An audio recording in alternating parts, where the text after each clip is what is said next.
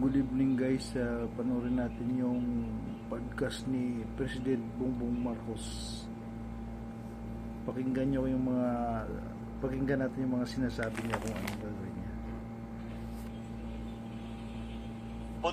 Mabuti naman. Opo. Anong realization nyo na ganito po ang naging resulta po ng eleksyon?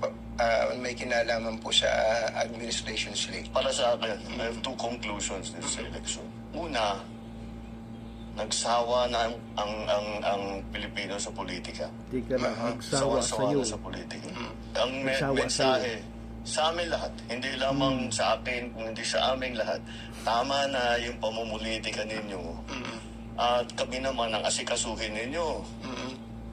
Tama rin naman eh. Yan naman talaga ang dapat natin ginagawa. Kaya mabuti. Tapos na yung eleksyon, tama na yung politika. Tama na yung politika. Maggawin na natin lahat ang kailangan gawin. So nagsawa ang tao. Ano po yung pangalawa? Yung pangalawa, disappointed ang tao sa serbisyo ng gobyerno. Sa'yo lang. Hindi nila nararamdaman at masyadong mabagal ang galaw Bagal ko kasi. pag-ubuo ng mga project na hindi pa nila maramdaman. Palagi ko ang nangyari dyan. Dahil nung bago akong upo, sabi ko ayokong mangyari na business as usual. Dahil walang mangyayari sa Pilipinas. Hanggang doon Wala na lang namang tayo, nangyari. hindi tayo aalsa. Sabi ko, kailangan natin baguhin ito. Kaya tinignan ko yung malalaking mahihirap na proyekto na long-term ang magiging effect. Yun ang trabahuhin natin. So, tinatrabaho namin. Kaya ang lalaki na yung mga project na ginawa namin priority. Yung Saan? Saan yun? Tourism, yung mga health, yung mga puro malalaking Kinuha proyekto. mo nga yung Ang problema sa malalaking proyekto, di ba, transportation. Medyo matagal eh. Matagal talaga. Yan. Kahit na super efficient, walang problema, tama, hindi nagka-problema. Matagal talaga yan. Isipin mo, yung subway, huhukayin mo yung para makadaan yung tren. Matagal yun, matatapos yan. Tapos na ako, matagal na akong tapos. Pero sabi ko, kailangan magagawa natin ito. Kasi kung hindi natin gawin, paano na, hanggang dito na lang tayo. Kailangan gumawa tayo ng bago. Ang nasa isip ko, may magandang kasabihan, if not us, who? If not now, when? Sara. Kailangan gawin na natin. Ngunit, ito talagang na-realize ko, na hindi natin nabigyan ng sapat ng atensyon yung mas maliit na bagay, yung para maging masagbaginhawa ang pang-araw-araw ng buhay ng tao. Yung pila sa tren, yung traffic, yung mga ganyang klase. Para naman mas maginhawa ang buhay ng tao. Kasi iniisip ko, hindi, pag pinaganda natin yan, gaganda rin. Anong gagawin natin ngayon habang inaantay natin? Anong gagawin natin ngayon? Yun ang talagang bibigyan natin ng atensyon ngayon. Inaamin niyo po ba na may pagkukulang kayo doon? Oo. Nag-concentrate kami lahat, yung kabinete lahat. Sinasabi ko, ito yung mga importante. Kailangan umpisahan natin ito. At kahit wala na tayo rito, nasa lagay na yan, na tuloy-tuloy na yan. Kailangan ng talagang tapusin. Yun ang talagang iniisip ko. Ngayon po ba, meron pa rin kayong countdown ng natitirang mga araw niyo sa Malacanang? Araw-araw. Pumapatak yung Yung metro.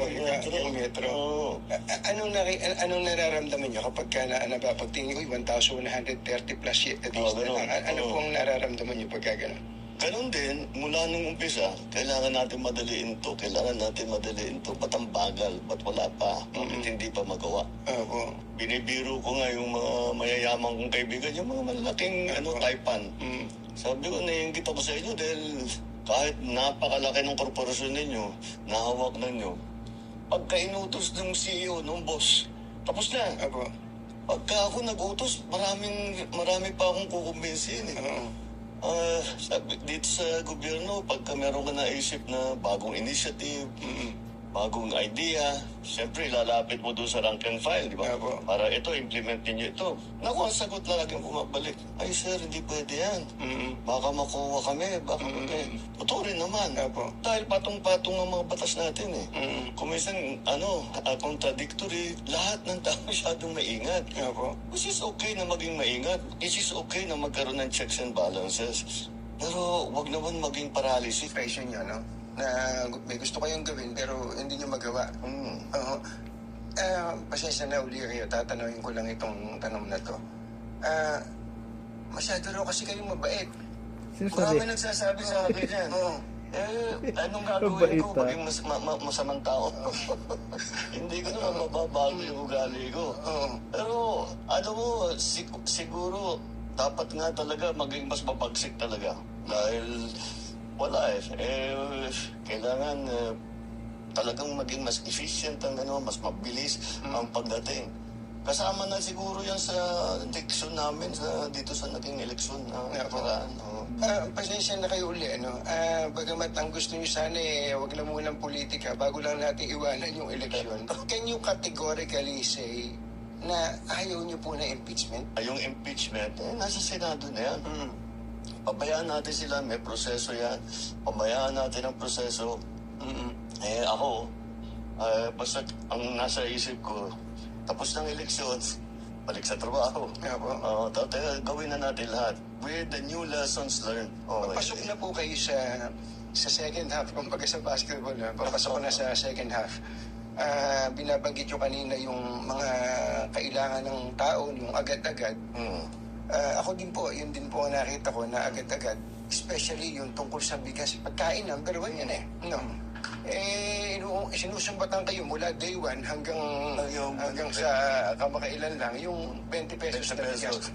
Okay, tatanungin ko po kayo, nilodge niyo po yung 20 pesos na bigas bago mag-eleksyon. At ang sinasabi na iba, nako, hindi sustainable yan.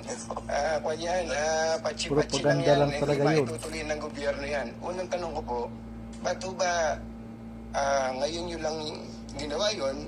At pangalawa, hanggang kailan ba ito? Baka nga pachi-pachi lang po ito. Sige. Ang tanong, bakit ngayon lang? Bakit ngayon lang? Kung kaya nyo palang gawin, ba't di nyo ginawa noong 2022? Noong 2023? Dahil hindi namin, noong 2022, 2023, 2000, hindi pa namin kayang gawin. Bakit? Ang key dyan ay yung production. Kaya patayo namin ng irrigation, ang dami naming dam na ginawa, ang dami na naming pinamigay na makinarya. 2023, ang ani ng palay sa Pilipinas, pinakamataas sa kasaysayan ng Pilipinas. Nalampasan pa yun noong 2024. Kaya sa production, dahan-dahan, inaalalay natin. Bakit ngayon lang na tayo nagbibigay ng tulong sa produksyon? Dahil ang Pilipinas, ang mga opisyal na spoiled. Basta't import lang ng import. Tapos, yung importation yan, illegal and legal. Ang katotohanan, ang nakita namin, ang pang-control doon sa presyo ng bigas ay ang smuggled na bigas. Kaya nag-hoard. Yan. Ang una na, kung titignan ninyo, ang isa sa una namin ginawa, nag-raid kami ng mga warehouse. Itong pinakamalupit. Sinabi namin, ba't may ganito? At hindi na iniintindi, basta puro ang import natin. Dahil ang nag-i-smuggle, mga opisyal din ng gobyerno. Kumikita sila. O di bakit nila papalitan? Sige, pasok lang sila ng pasok. Hindi nila iniintindi ang production. Hindi nila iniintindi yung sistema. Hindi nila iniintindi ang presyo ng palay, ang presyo ng bigas, ang kikitain ng magsasaka. Wala. Kailan po itong mga nag-i-smuggle? Basta ito yung nakita namin. Noong pag-upo ko. Meron talagang ganyan. Nung inipit namin yung mga smuggle at tiniraid na namin yung mga warehouse, nabawasan yung supply. Kailangan namin ayusin yung NFA. Lahat yan, yung mga changes na ganyan, hindi ganun kasimpleng gawin. May batas na kailangan palitan, mayroong mga taong kailangan palitan, ibang konsepto na. So, ngayon lang namin nabuo lahat. Mr. President, ang isa po pong importante sa tao, kalusugan, di po ba?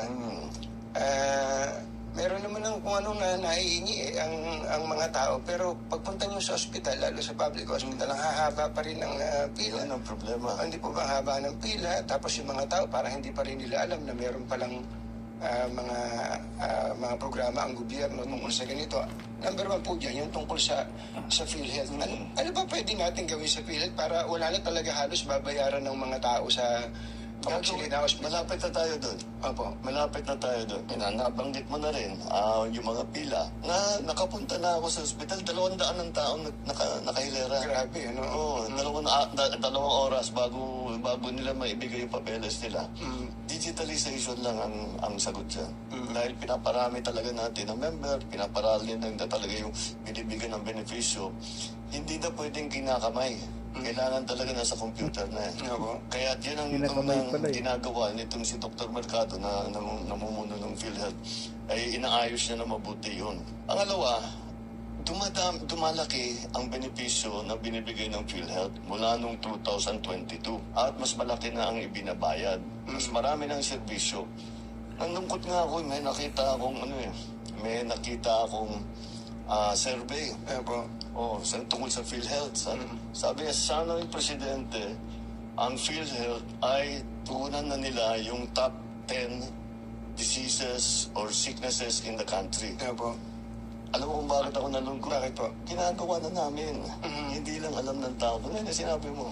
Hindi Ginagawa na namin yun. Pero patuloy kung titignan talaga, pag-aralan. Sir President, nasaan ho yung pagkukulang? Andyan na pala yung programa. Bakit hindi alam ng tao? Yun ang problema din. Siguro naging problema namin dahil yung tao, kasama na rin yata sa analysis dito sa eleksyon. Hindi alam ng tao yung ginagawa namin. Nagugulat sila kuminsan pag sinasabi namin, eto pwede na kayo dito, meron kayong ganito, meron kayong pwedeng benepisyo ganito. Hindi nila alam na may na pwede sila mag-claim ng gano'n. Halimbawa, tinignan namin ng isang araw dialysis. Sabi ko, ba't di natin pwedeng libre? Libre lahat. Kasi may binabayad pa yung nagda-dialysis. Tama po. Paano gagawin yan? So, tinitignan namin yung numero. Kung ano yung pondo ng PhilHealth para diyan, ano ba ang pwede nating ibigay? Sa cancer, milyon-milyon na ang binibigay nating tulong. Yung siyempre, yung mga buntis, yung mga common, hindi na natin dadalhin pa sa ospital yun. Kaya nagbukas tayo ng Bukas Centers. Ang Bukas Centers, yung bagong urgent care ambulatory services. Yun ang Bukas Center. 24/7 yan. Hindi nagsasara. At yan, yung mga simpleng bagay. Para hindi na kailangan pumunta sa malalaking ospital. Habang pinakikinggan po kayo, halimbawa, yung nabanggit niyo yung parang digitalization, para mabawasan ng pila. Ako meron po akong isang naisip, baka lang pwede nyo consider. Para matigil tong pila-pila na yan. Kasi nga, nakakalungkot na yung iba, ma-absent pa sa trabaho para lang makapila. Yung kamag-anak nila, pumipila. Meron po tayong PhilHealth, meron tayong DOH, nahihingan po ng tulong yan. May DSWD, pagka may sakit, may PCSO. At pagka nakachamba ka pa, merong guarantee letter pa yung congressman kaya halos wala nang binabayaran talaga. Kaya lang, 5 yung pipilahan mo. Nga. Pwede po bang magpatayo na kayo ng isang pipilahan na lang kung hindi man kailangan para diretso na po ang tao, para tutulungan mo din lang yung tao, wag mo na silang pahirapan. Lahat yan, ang problema talaga. Old style ang ginagawa Yan nga, di kamay. Kaya, yun, meron tayong mga app, mga e-gov app na gano'n. So, ginagawa namin, hanggat maaari, huwag ka nang pupunta sa kahit na anong opisina, doon ka lang sa bahay mo. Now, kasama doon, kailangan may internet. Kaya pinapalawak din namin ang internet coverage para yung mga nasa island, yung mga nasa malayo, napakahirap para sa kanila. Tapos pupunta ka sa isang opisina, sasabi, sige, ayos na ito, stop. Anong next? Bumalik ka. Kailangan mong puntahan yung isang opisina. Uuwi yun, babalik na naman doon. Isang linggo yun. Hindi mo naman pwedeng iwanan yung bata. Sino mag-aalaga? Sino magluluto ng hapunan ninyo? Di ba? Yun ang Kaya yung internet malaking tulong yan. Talaga ang dream ko na lahat ng serbisyo ng gobyerno hanggat maaari, yung payment sa gobyerno, pati payment ng gobyerno sa'yo, Opo. yung pag-apply ng kung ano-ano, gagawin natin by computer para hindi na mahirapan ng tao, hindi na kailangan bumiyahe ng kalayo-layo. Opo. Napaka-importante po nun. Pero ang isa pa pong importante at tingin ko ay naririnig nyo rin, yung may kinalaman po sa peace and order. Ano? Oo nga. Hindi magre-report sa inyo yung pulis. Sasabihin ng pulis, bumaba ang task ng krimen, ni-report ni ganito, bumaba wala na yung ganitong mga hold up, etc. Pero pagpunta mo tinanong mo yung tao, ano ba ang pakiramdam mo? Naku, hindi na ako makapaglakad ng gabi. Yung anak mong estudyante, hindi makalakad, makahablutin na lang dyan. Parang may disconnect, Mr. President. Kung gano'n ang pakiramdam ng tao, kailangan talaga natin tugunan. So, ang una namin ginawa, inutusan ko silang ng DLG at saka Chief PNP. Sinabi ko sa kanila, dapat laging may nakikita na pulis na naglalakad. Opo. Kasi pagtagal ng panahon, nakikilala mo na yun eh. Opo. Di kang maging kaibigan yung pulis para pag nakita, may safe kami rito. Nandun si Sergeant ganito ganyan eh. Kailangan ang pakiramdam ng tao, laging may pulis dito. Opo. Pag may pumutok dito, may tatakbo niya, wala pang 5 minutes, may tatakbo na rito dyan. Na tinatanong kung ano yung nangyari dito. Yun ang dapat na mangyari. Police visibility. Tapos Visibility. yung mga patrol cars nila, di ba dapat ay nandito yan lagi para actually kahit walang pulis minsan pag may patrol car deterrent na rin sa krimen eh. Tapos, pangalawa pa doon ay yung ating emergency calling. Di ba meron tayo iba-iba eh. Bawat bayan, 119. 119, 911, 999, kung ano-ano. Opo. Gagawin namin isa. Yung pong drug situation. Oo. I'm sure nakarating na rin po sa inyo ngayon na may mga barangay dyan na bumalik na naman yung mga gumagamit. Tapos yung ibang mga pusher na mga may small time lang naman pero nandiyan na naman daw po. Ano bang gusto niyong gawin dyan? Kaya ang gusto namin gawin dyan, pareho na naman doon sa sinatawag ko yung maliliit versus yung maliliit na project. Dahil ang pinagtiriya namin kung saan pumapasok. Kaya kung makita mo, yung nahuli namin na sabu, napakalaki na laking tonelada as compared sa mga nakaraang panahon. Opo. So, malaki talagang nahuhuli namin kasi hinahabol namin yung malalaking shipment, pinupuntahan namin yung malalaking warehouse, at saka yun. Pero, ang pinakamahirap doon ay buwagin yung sindikato. Opo. Dahil ang sindikato, kasama na dyan yung police, kasama na dyan yung local government. Laking pera eh. Opo. Ang laking pera talaga nila, ang dami nilang pera. Kaya kahit sa'yo, yung mga judge, kaya nilang bilhin lahat. Para sa prosecutor, kaya nilang bilhin lahat. Walang panama yung sweldo nila sa gobyerno doon sa binibigay ng mga sindikato. Kaya yun ang binubuwag namin, yun ang pinaka-importante. Ngayon, hindi na namin binigyan ng atensyon yung nasa baba. Yung nasa baba. So, dahan-dahan bumabalik kasi sabi ng operation natin, kailangan malaking seizure. Kailangan malaki. At saka nakakahuli tayo ng mga drug lord talaga. At saka nakakasuhan natin at naikukulong natin kung talagang guilty. So, ngayon, in the same vein, yun nga, part of the lesson of these elections, let's go back to yung sa grassroots level. Opo. Na kung inaalala ng tao, sinasabi, nabalikan dito, asikasuhin natin. Huwag na sige, tuloy natin yung malalaking drug bust. Tuloy natin yung mga, ikukulong natin yung mga sangkot dyan sa drugs. Pero, tignan naman na natin yung mas small offender. Sinabihan ko na nga ang DLG, nakausap ko si Sec. John Vic. Sabi ko, tama rin naman. Kasi hindi magandang tignan yung lugar mo. Maraming nagbebenta, maraming mga high na ano-ano ginagawa. And that's why yung aming na bagong is cops on the beat na may tao dun. Kasi kung may tao dun, walang ginawa yan, araw-araw umiikot. Alam niya lahat yan. Opo. Oo, alam niya lahat So, yan. aasahan po namin in the next coming days, pati mga, kumbaga, ang tawag namin dyan, yung maliit, mga dagandingding eh. Mga dagandingding, uhulihin na rin sila, hindi na sila pababayaan ng polis. Oo, hindi. Kasi talaga, iniiwasan ko, yung basta may suspetsa, o may hinala, o may sumbong, basta huhuli, papatayin na lang, di ba? Wala. Yun, doon kami lumalayo. Opo. Doon kami lumayo. Dahil talagang ayaw na ayaw ko yun. Dahil hindi mo dapat gawin yun. Sabi ko, mag-focus tayo sa malalaking drug bust. Okay, mag-focus ulit tayo doon sa small time. Sabay yun. Tinitira yung malaki. Hindi naman may titigil yung mga operation. Sakit sa ulo, ano po. Oo, talaga. Opo. Kayo po ba, anong gusto nyo? Kayo ay kinatatakutan o kayo ay nire-respeto? I want to be respected, but maybe fear is better.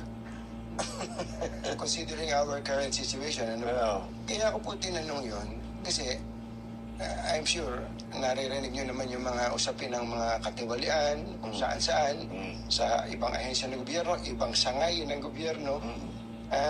Kasi daw po, mabait nga po kayo at hindi daw po natatakot sa inyo itong mga tampalasan, mga luko-luko na to. Ngayon pong papasok tayo sa susunod na second half, ano ba ang aasahan namin sa isang Presidente Marcos in relation to anti-corruption effort? Sa nakaraang 2 taon, 3 years, basta't may report kami na validated, tanggal yan. Hindi na namin ina-announce, pero tanggal yan. Kadalasan. Marami na talagang, pero hindi na namin pinag-usapan kasi gulo na naman eh. Tapos basta umalis ka na. Kundi kakasuhan ka namin, kukulong kita, umalis ka na lang. Marami na rin. Pero sir, ang laging sinasabi, I am resigning due to health reason. Parang binibigyan niyo pa ng graceful exit eh. Hindi tuloy natatakot yung iba na gumawa eh. Pero ang gagawin natin, performance review. Maganda naman ang takbo, pero performance review. Para ito yung target natin, ba't di natin naabot? Nakuha natin. Ito, overpriced na naman. Ito yung ganito yan. All of these things that, performance review. Titignan namin bakit mabagal ang baba ng serbisyo. Ano yung gagawin natin para pabilisin? Yun ang importante. Sir, wala pa kayong sisipaking gabinete ngayon? Kasi marami pong, parang the people are lusting for blood eh. Kaya, parang ganun po eh. Yun yung pinag-uusapan natin kaninang, baka dapat mag-sample kayo para kayo katakutan din po. Baka mangyari yan. Dito nga, sa ginagawa namin performance review, yun ang warning ko sa kanila. And that's what we will have to look at again. Kung talagang may nagkukulang o korap, kung talagang masyadong mabigat yung kanilang kasalanan, kasuhan na namin. Tignan natin kung ano maging resulta nitong Ang performance. bait nyo, sir. Ha? Ang bait nyo talaga. Bakit? Ang palagay ko naman, kung happy kayo sa iba, meron kayong hindi kayo happy sa iba dyan eh. Yung mga hindi ako happy, tinanggal ko na. Wala na bang tatanggalin? Kung hindi sila nakapag-perform na mabuti, Opo. ito nga, sasabihin, pakinggan niyo yung tao. Opo. Madami kayong dahilan, marami kayong katwiran kung bakit hindi nangyari, bakit hindi nabuo, bakit nakatagalan, ganyan eh. Sabi ko, hindi interesado yung tao dyan. Hinintay niya, ano ba, kailan ba? Kailan ba gagawin? Kailan namin maramdaman yan? Hindi mo naman masisi yung tao, tama naman sila. Kayong may hawak ng gobyerno, ayusin ninyo. Huwag nyo na ikisumbong sa amin, basta gawin na ninyo. Yun actually, that's the lesson we learned from this election. Don't explain it to us anymore, just do it. Tama na yung mga magagandang paliwanag with good statistics at saka kung ano mga drawing. Basta gawin na lang ninyo. I don't blame people. Hindi ko naman masisi ang tao. Yung pong isang aspeto ngayon na kahit papano ay gumagaan-gaan ang buhay ng tao, yung sa sektor po ng transportasyon, yung po, diretso yun. Araw-araw nagko-commute ang mga tao. Ang MRT, LRT, ang dami pong sumasakay dyan. Pero gusto ko lang sabihin sa inyo, kahit pa paano, weekly na ang pila. Kasi pinupuntahan niya, nakita niya, yung mga hindi na kailangan doon, yung pinagpipilahan, mga security check, mga kung ano-ano, wala nang hindi niya kasama sa pagsakay.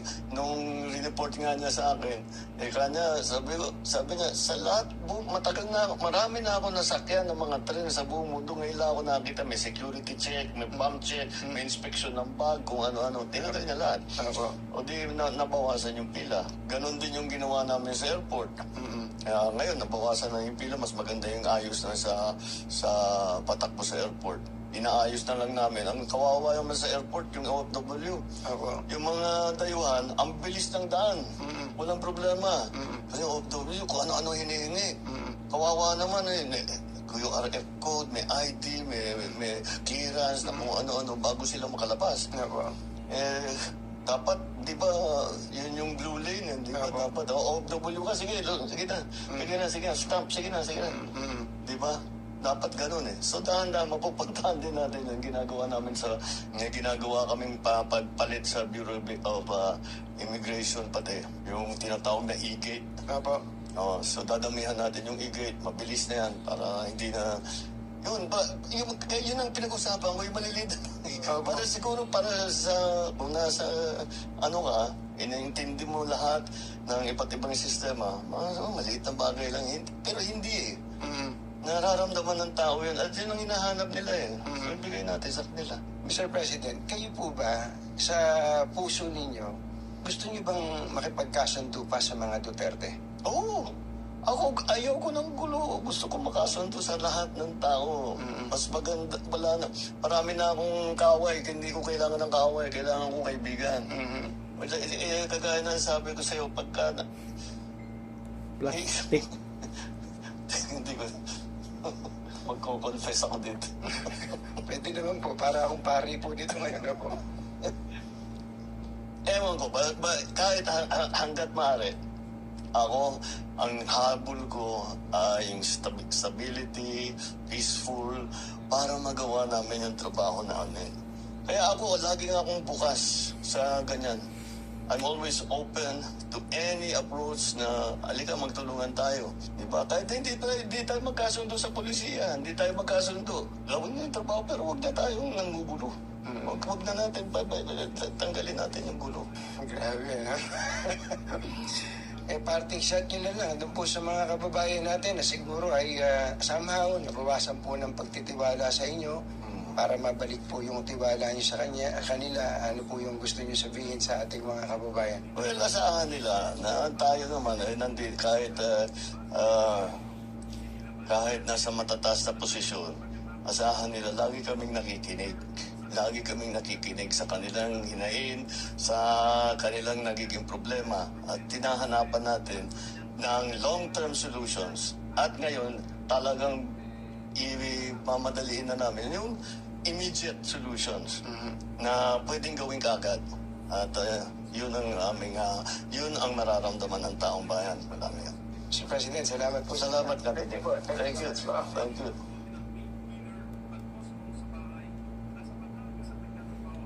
Abangan namin yung mga pinagsasabi mo. Abangan namin yan. Yun ang podcast niya. Makipagsundo ka sa mga Duterte. Ibalik mo muna sa Pilipinas si Duterte bago ka makipagsundo kay Sara. Yun lang. Ibalik mo.